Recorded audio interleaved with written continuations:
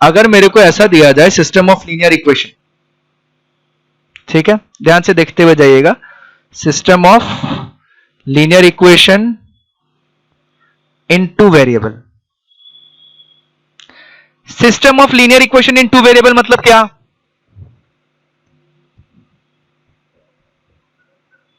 अरे जल्दी बताइए भाई।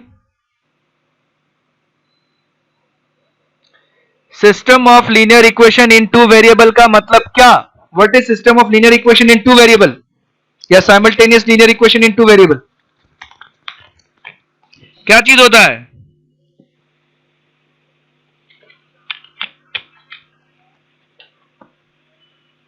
क्या मेरा आवाज नहीं जा रहा है?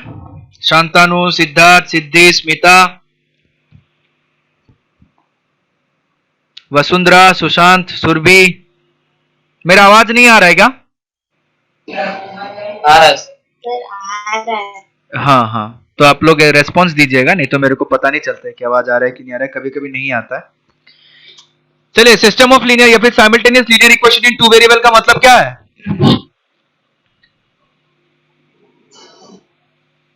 हाँ बताइए, बताइए। हाँ, दो इक्वेशन को लिख देंगे साथ में, a1x plus b1y plus c1 equal to 0 और a2x plus b2y plus c2 equal to 0। ठीक है, सॉल्यूशन का मतलब क्या होता है? अगर सॉल्यूशन ऑफ, अगर मैं ऐसा बोल दूं कि solution of system of linear equation, इसका मतलब क्या है? Solution of system of linear equation, उसका मतलब क्या है? सॉल्यूशन का मतलब क्या है इसका? अगर मैं solution of system of linear equation बोलूं, उसका मतलब क्या होगा?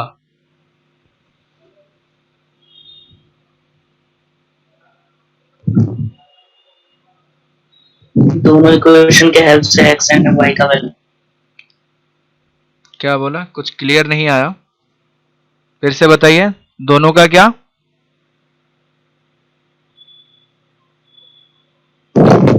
दोनों इक्वेशन के हेल्प से x एंड y का वैल्यू। दोनों इक्वेशन के हेल्प से, गलत। चलिए आगे बताइए। सर x और y का कोई ऐसा वैल्यू जो दोनों लीनियर इक्वेशन को सेटिस्फाई करे। Very good, very good. दोनों इक्वेशन को सेटिस्फाई करने वाला। अगर मैं system of linear equation, system of a linear equation बोलूं कि सिर्फ और सिर्फ एक लीनियर इक्वेशन, तो सॉल्यूशन का मतलब वो सारे के सारे पॉइंट जो उस लाइन पे लाई करता है, ठीक है। But system of linear equation in two variable अगर बोलूं तो उसका मतलब क्या हो जाता है हमारे पास? दोनों का कॉमन पॉइंट्स, ठीक है, दोनों का कॉमन पॉइंट्स, दोनों का कॉमन पॉइंट्स, यानी कि ऐसा x और y का वैल्यू, यानी कि ऐसा पॉइंट, x और y का वैल्यू मतलब क्या? पॉइंट, ऐसा पॉइंट जो दोनों इक्वेशन को सेटिस्फाई करे। तो सॉल्यूशन टोटल 3 प्रकार का था, मैंने बताया हुआ था, आप लोगों को अगर याद होगा तो होगा। सॉल्यूशन टोटल 3 प्रकार का हुआ करता है, ठीक है।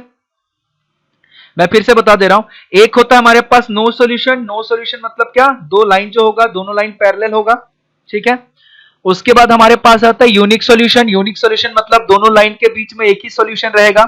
एक ही सॉल्यूशन रहेगा मतलब एक ही कॉमन पॉइंट रहेगा, दोनों के बीच में एक ही ऐसा पॉइंट रहेगा। उसके बाद एक होता है हमारे पास इनफाइनाइट मैनी सॉल्यूशन। अब ये इनफाइनाइट मैनी सॉल्यूशन में क्या होता है? कोइंसिडेंट लाइन होता है, ठीक है, एक के ऊपर एक लाइन रहता है। इसके बारे में हम लोग ऑलरेडी चर्चा कर चुके हैं ग्राफ में पूरा का पूरा, ठीक है।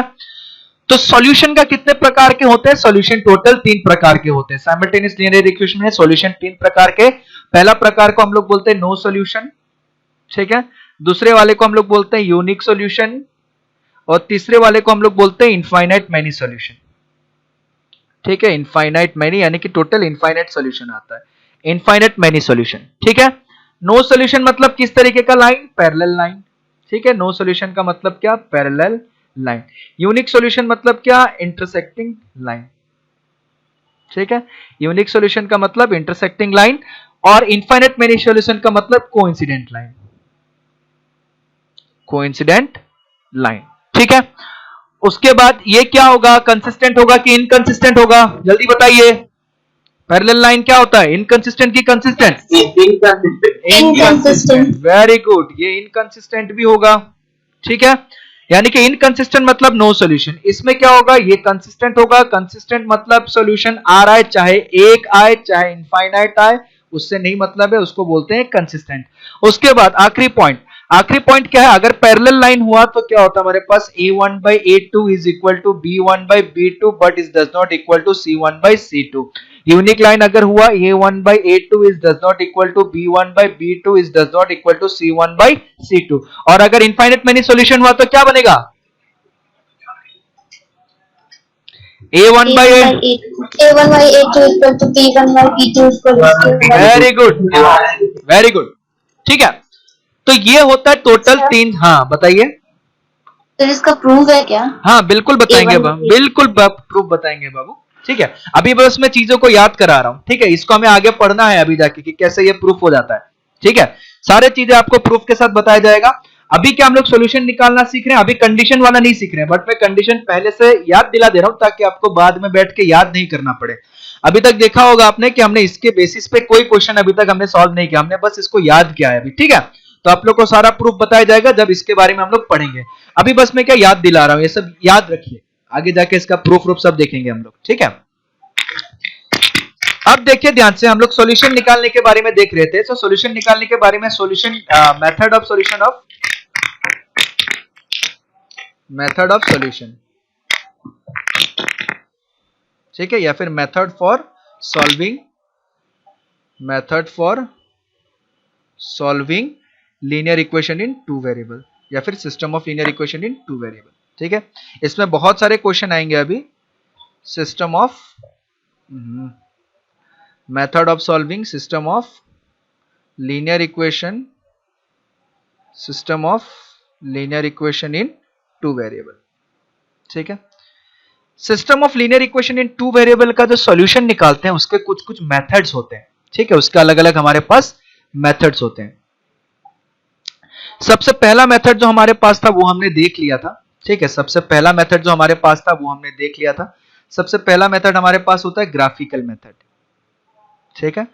सबसे पहला मेथड जो होता है हमारे पास उसको हम लोग बोलते हैं ग्राफिकल मेथड, ठीक है। ये ग्राफिकल मेथड कैसे काम किया जाता है ये मैंने पूरा का पूरा बताया, ठीक है। दूसरा हमारे पास आता है मेथड जिसको हम लोग बोलते हैं सब्स्टिट्यूशन मेथड, ठीक है, सॉल्व करने का यानी कि सॉल्यूशन निकालने का। तीसरा मेथड हमारे पास होता है जिसका नाम होता है एलिमिनेशन मेथड, ठीक है। तीसरा हमारे पास होता है एलिमिनेशन मेथड, ठीक है। और चौथा हमारे पास जो मेथड आता है उसका नाम होता है क्रॉस मल्टीप्लिकेशन मेथड, ठीक है। उसका नाम होता है क्रॉस मल्टीप्लिकेशन मेथड, ठीक है। इसका नाम होता है क्रॉस मल्टीप्लिकेशन मेथड। एक और मेथड होता है मैट्रिक्स मेथड और डिटरमिनेंट मेथड, बट वो हम लोग को क्लास 11 12 में पढ़ना है, अभी नहीं पढ़ना है, अभी बस ये चारों मेथड पढ़ना है। तो हमने ये वाला मेथड ऑलरेडी देख लिया, ग्राफिकल मेथड। आप लोगों ने इस पे क्वेश्चन भी कर लिया, इस पे सॉल्यूशन भी निकाल लिया तीनों प्रकार के। अब अगला हम लोग जाएंगे सब्स्टिट्यूशन मेथड में। सब्स्टिट्यूशन मेथड में क्वेश्चन को किस तरीके से सॉल्व किया जाता है। सब्स्टिट्यूशन का मतलब क्या होता है कि एक वैल्यू को हम लोग निकाल के दूसरे में सब्स्टिट्यूट कर देंगे, मतलब दूसरे में पुट कर देंगे, ठीक है। अब देखिएगा, इसको करने के लिए हम लोग क्या करते हैं, क्वेश्चन ले लेते हैं 2x + 3y = 2, x - 2y = 8, ठीक है। तो हम लोग जा रहे हैं सब्स्टिट्यूशन मेथड को सीखने। सब्स्टिट्यूशन मेथड, ठीक है, बहुत इंपॉर्टेंट है और आसान मेथड है, सब लोग ध्यान से सुनेंगे। इसको करने के लिए हम लोग क्वेश्चन ले लेते हैं 2x + 3y = 2। हमारे पास एक क्वेश्चन है 2x + 3y = 2 और दूसरा क्वेश्चन दिया हुआ है x - 2y = 8। ये system of linear equation x - 2y = 8 हमें बोला गया है कि इसको सॉल्व कीजिए, ठीक है। सॉल्व करने का ग्राफिकल मेथड हमने देख लिया, ग्राफ बना के कैसे सॉल्यूशन निकाल सकते हैं। अब आगे आते हैं सब्स्टिट्यूशन मेथड पे। क्या आप लोग कोई मेरे को बता पाएगा कि ये पैरेलल लाइन होगा, इंटरसेक्टिंग लाइन होगा, या हमारा ये कोइंसिडेंट लाइन होगा? क्या इसको देख के आप लोग बता सकते हैं?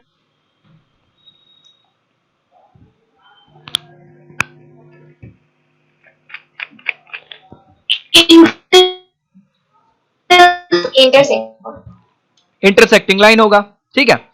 ये हमने कैसे पता लगाया, a1 by a2 is equal to b1 by b2 is equal to c1 by c2 किया, देखा तीनों का वैल्यू सेम आ रहा है कि नहीं आ रहा है। अगर तीनों का वैल्यू सेम नहीं आ रहा है, that means what, it is intersecting lines.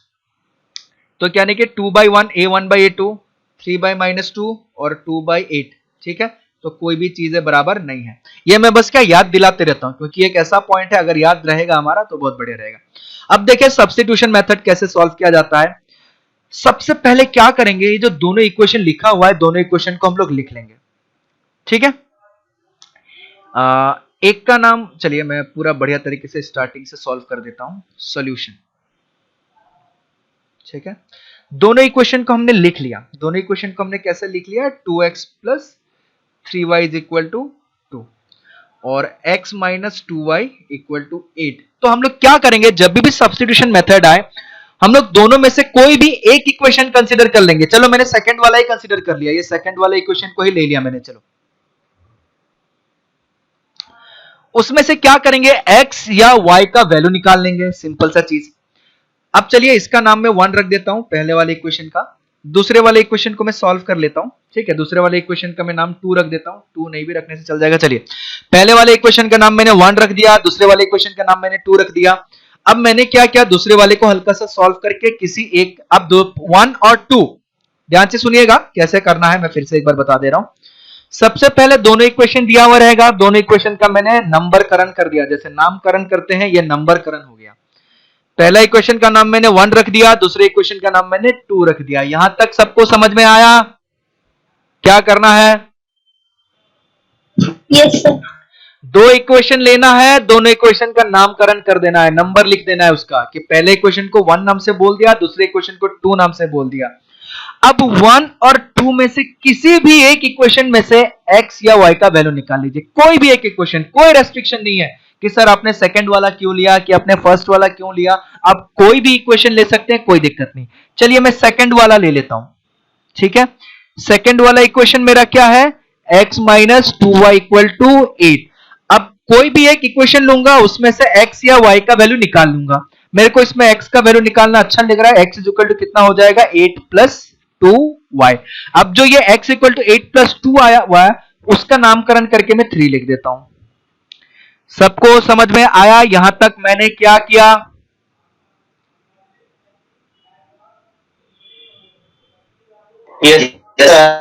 ठीक है। आप दोनों में से कोई भी इक्वेशन यूज कर सकते हैं। मैंने 2 वाला यूज किया क्योंकि x का वैल्यू बड़ा ही साफ सुथरा तरीके से निकल रहा था। आप कोई भी इक्वेशन यूज कीजिएगा, कोई फर्क नहीं पड़ता। तो बताइए हमने कौन सा इक्वेशन यूज किया x या y का वैल्यू निकालने के लिए, फर्स्ट वन या सेकंड वन?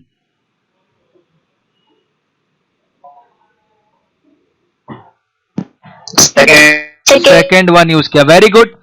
सेकंड वाले को यूज करके मैंने x का वैल्यू निकाला। अब सेकंड वाले को यूज करके निकाला तो जो x का वैल्यू निकला उसको फर्स्ट वाले पे सब्स्टिट्यूट कर देंगे, ठीक है। अगर 1 से निकालेंगे वैल्यू तो 2 में सब्स्टिट्यूट करेंगे, अगर 2 से निकालेंगे वैल्यू तो 1 में सब्स्टिट्यूट करेंगे। तो मैं कैसा लिखूंगा, हमने x का वैल्यू निकाला तो हम आगे लिखेंगे सब्स्टिट्यूटिंग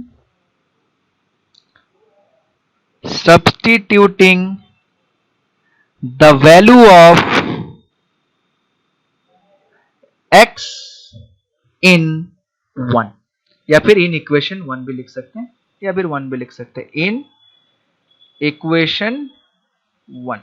जो भी हमने वैल्यू निकाला x का, उसको किस में सब्स्टिट्यूट कर रहे हैं, वैल्यू को 2 से निकाले थे तो इसका वैल्यू को 1 में सब्स्टिट्यूट करेंगे। अगर 1 से निकालेंगे तो 2 में सब्स्टिट्यूट करेंगे, ठीक है। तो हमारा 1 वाला इक्वेशन क्या है, हमारा 1 वाला इक्वेशन है 2x + 3y = 2, ठीक है। हम किसका वैल्यू सब्स्टिट्यूट कर रहे हैं इसमें,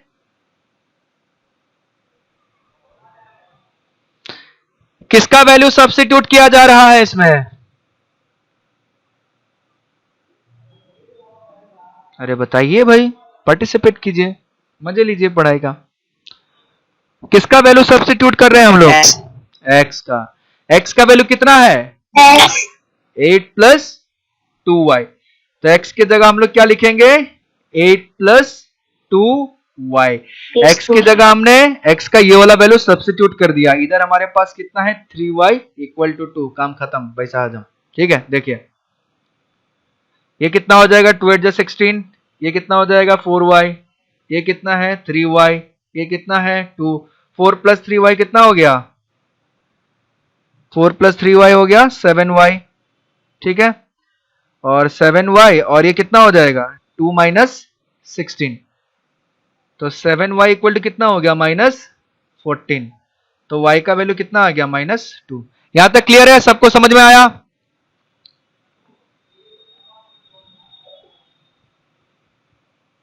everybody understood?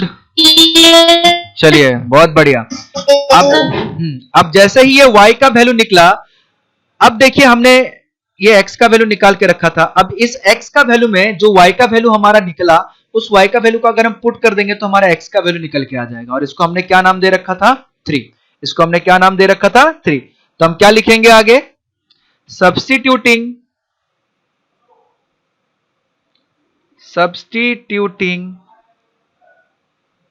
the value of y in 3, y का वैल्यू को हम किस में सब्स्टिट्यूट कर देंगे 3 में, तो हमारा 3 क्या था एक्चुअली में, 3 हमारा था x equal to 8 plus 2y, x equal to था 8 प्लस 2y, y का वैल्यू कितना निकला था -2, तो x is equal to 8 plus 2 into -2, तो ये मेरे पास आ गया x इक्वल टू 8 माइनस 4, यानी कि x का वैल्यू कितना आ गया 4, ठीक है। तो यानी कि देयरफॉर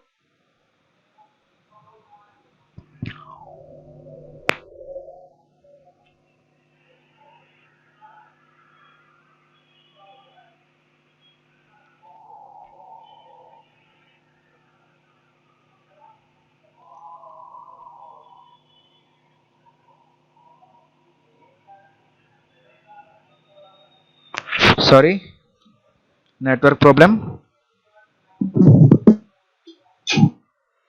स्क्रीन दिख रहा है मेरा? यस चलिए तो x का वैल्यू कितना आ गया हमारे पास 4, y का वैल्यू कितना है हमारे पास -2, तो रिक्वायर्ड सॉल्यूशन क्या हो जाएगा, therefore x equal to 4 and y equal to -2 is the required solution, is the required solution, ठीक है। तो हमने क्या किया, मैं फिर से एक बार बता दे रहा हूं, मैं एक और क्वेश्चन सॉल्व करके बताऊंगा आप लोगों को। सबसे पहले हमें साइमल्टेनियस जो भी लीनियर इक्वेशन है उसका सॉल्यूशन निकालने के लिए बोला गया था, तो हमने क्या किया, सबसे पहले दोनों इक्वेशन को लिख दिया, दोनों इक्वेशन का नामकरण कर दिया 1 और 2, फिर दोनों में से कोई भी एक इक्वेशन ले सकता हूं, कोई रेस्ट्रिक्शन नहीं है। मैंने 2 वाला इक्वेशन लिया, उसमें से x या y किसी का वैल्यू निकाल लेना, इसमें भी कोई रेस्ट्रिक्शन नहीं है, मेरे को x का वैल्यू बहुत अच्छा लगता है तो इसलिए मैंने x का वैल्यू निकाला। अब जब 2 को यूज करके निकाला तो उसका वैल्यू हम लोग 1 में, इसमें से मैंने कौन सा ये वाला यूज किया था वैल्यू निकालने के लिए, तो हम लोग जो वैल्यू निकला उसको इस वाले में पुट करेंगे, ठीक है। अगर मैं ये वाला यूज करता तो इस वाले में वैल्यू पुट करता, ठीक है।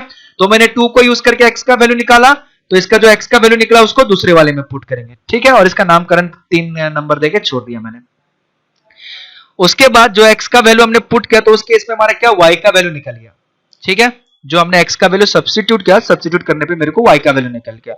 अब जो भी y का वैल्यू निकला उस y का वैल्यू को फिर हम लोग क्या करेंगे, जो हमारा 3 नंबर था, 3 नंबर जो भी x का वैल्यू जिसमें से निकाले थे उसमें पुट कर देंगे, ठीक है। तो हमने ये लिख रखा है कि substituting the value of y इन 3, तो उससे हमारा क्या हो जाएगा, x का वैल्यू निकल गया, तो x का वैल्यू भी निकल गया, y का वैल्यू भी निकल गया, तो हमारा टोटल आंसर निकल गया, that is our required solution, ठीक है। मैं एक और क्वेश्चन करके बता रहा हूं, उसके बाद आप लोग को एक क्वेश्चन दिया जाएगा, वो क्वेश्चन आप लोग सॉल्व कीजिएगा, ठीक है। हम एक और क्वेश्चन को सॉल्व करते हैं, ध्यान से देखिएगा। क्वेश्चन दूसरा वाला लेते हैं, क्या है, 3x plus 2y equal to 4, 2x minus 3y equal to 7। Question number 2 है 3x plus 2y equal to 4, 3x plus 2y equal to 4, उसके बाद x माइनस कहाँ गया, 2x minus 3y equal to 7, 2x minus 3y equal to 7। सब लोग ध्यान से देखिएगा, बड़ा ही आसान क्वेश्चन है। तो हमें ये सॉल्व करने के लिए दिया गया है, तो जब भी हमें सॉल्व करने के लिए दिया जाए दोनों क्वेश्चन जो है उसको हम लोग लिख लेंगे, that means 3x plus 2y equal to 4, दूसरा इक्वेशन हमारे पास है 2x minus 3y equal to 7, ठीक है। दोनों में से दोनों को नामकरण कर दीजिए, एक का इक्वेशन का नाम 1 रख दिया, दूसरे का नाम 2 रख दिया हमने, ठीक है। 1 और 2 में से किसी को भी यूज कर सकते हैं x और y का वैल्यू निकालने के लिए। चलिए मैं इस बार 1 को यूज करता हूं, ठीक है। 1 को यूज करेंगे, 1 हमारा क्या था 3x plus 2y equal to 4। चलिए इस बार मैं y का वैल्यू निकाल लेता हूं। तो y का वैल्यू निकालूंगा तो 2y equal to 4 minus 3x, ठीक है। तो y इक्वल टू कितना हो जाएगा 4 माइनस 3x बाई 2, ठीक है।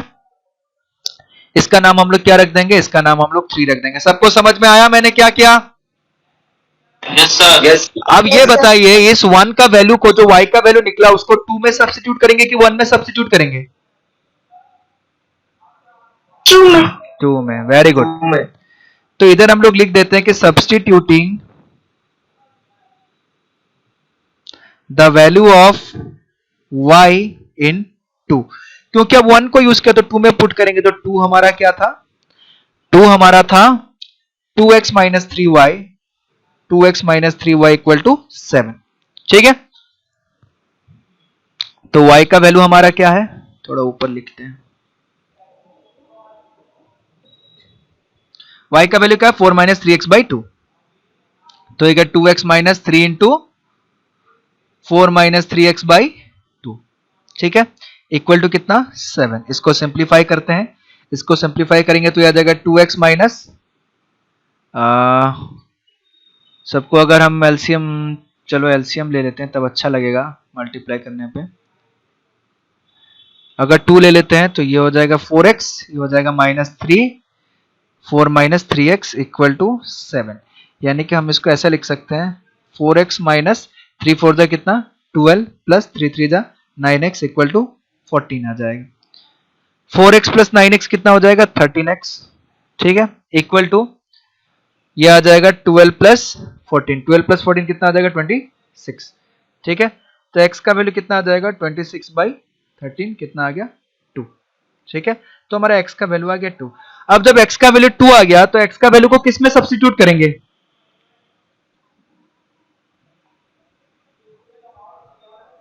इक्वेशन 3 में, वेरी गुड। तो हम लोग लिखेंगे substituting the value of x इन 3। जो वैल्यू निकला उसको 3 में पुट कर देंगे। तो 3 वाला इक्वेशन क्या था हमारा, 3 वाला इक्वेशन था y is equal to 4 minus 3x by 2, ठीक है। और x का वैल्यू कितना है 2, तो यह आ जाएगा y is equal to 4 minus 2 into 2 by, sorry हाँ 4 माइनस 2 इंटू 2 बाई 2।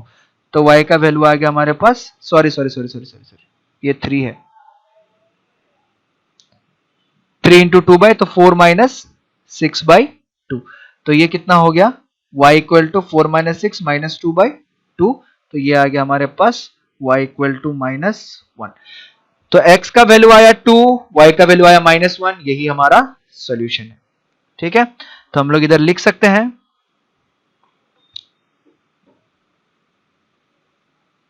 therefore, मैं थोड़ा नीचे लिख दे रहा हूं, therefore the required solution is x equal to 2 and y equal to minus 1। Clear हुआ सबको, समझ में आया दूसरी बार मैंने क्या बताया? यस चलिए एक क्वेश्चन लीजिए, क्वेश्चन नंबर 3, और उसका आंसर बताइए। क्वेश्चन नंबर 3 को सॉल्व कीजिए और आंसर बताइए क्या आएगा, फटाफट जल्दी कीजिए। 2x plus 3y equal to 8, x minus 2y plus 3 equal to 0, ठीक है। 2x plus 3y equal to 8, मैं लिख देता हूं इसको क्योंकि हम लोग इसको सॉल्व भी करेंगे। Number 3, 2x plus 3y equal to 8 और उसके बाद क्या x minus 2y plus 3 equal to 0, x minus 2y plus 3 equal to 0। चलिए ये इक्वेशन है, इसका आंसर बताइए फटाफट।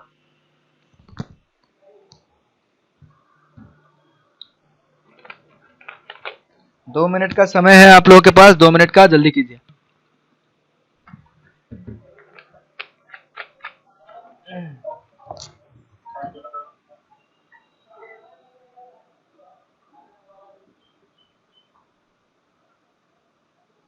देखिए चीजें तो समझ में आ गया, सब में वही चीज करना है, बड़ा ही सिंपल सा है। ठीक है, इसको हम 1 ले लेंगे, इसको हम लोग 2 ले लेंगे। अब मैं फटाफट सॉल्व करूंगा, मेरे को 2 वाला अच्छा दिख रहा है तो 2 वाला मैंने ले लिया, तो आ जाएगा x minus 2y plus 3 equal to 0 था। इसको फिर सॉल्व करेंगे तो x is equal to 2y minus 3 हो जाएगा। इसको फिर हम लोग सेव कर लेते हैं, चलिए कौन से नंबर से, थर्ड नंबर से। ठीक है, फिर क्या, substituting the value of x इन 1, क्योंकि 2 से निकाला है तो 1 में यूज करेंगे। ठीक है, तो 1 क्या था हम लोगों का, बहुत ही प्यारा सा नंबर था, 2x plus 3y equal to 8, 2x plus 3y equal to 8। ठीक है, इसमें x को सब्स्टिट्यूट करना है तो x का मतलब कितना है, 2y माइनस 3, तो 2y minus 3 plus 3y is equal to 8 आ गया। तो ये आ जाएगा हमारे पास 4y minus 6 plus 3y is equal to 8। तो ये 3 प्लस 4 हो जाएगा हमारे पास 7y, और ये 6 प्लस 8 हो जाएगा 14। ठीक है, तो उस हिसाब से हमारा y इक्वल टू आ जाएगा 2। ठीक है, अब जो y का वैल्यू आया, y का वैल्यू को 2 में सब्स्टिट्यूट, 3 में सब्स्टिट्यूट कर देंगे, सब्स्टिट्यूटिंग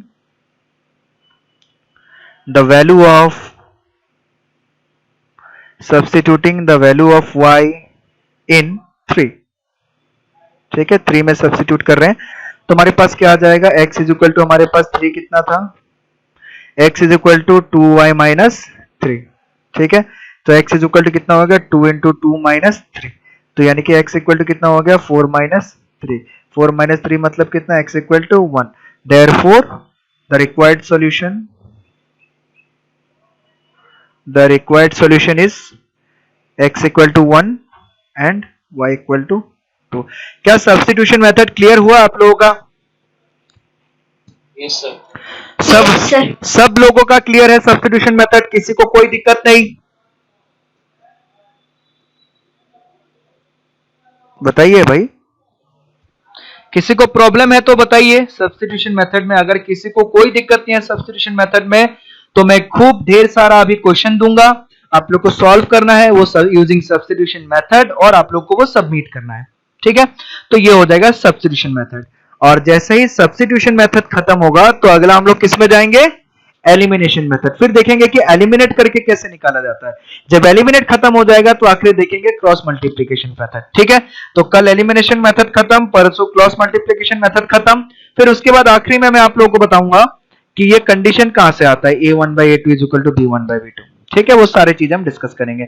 सबको क्लियर है, समझ में आ गया? Yes sir. चलिए बहुत बढ़िया, फिर अगर कोई दिक्कत नहीं है तो आज का क्लास हम लोग यहीं पे खत्म करते हैं। मैं क्वेश्चन दे रहा हूं ढेर सारा, तो इसी शीट के साथ मैं सेंड कर दूंगा क्वेश्चन, आप लोग को सॉल्व करना है, होमवर्क अपना और सबमिट करना है। चलिए, थैंक यू सर।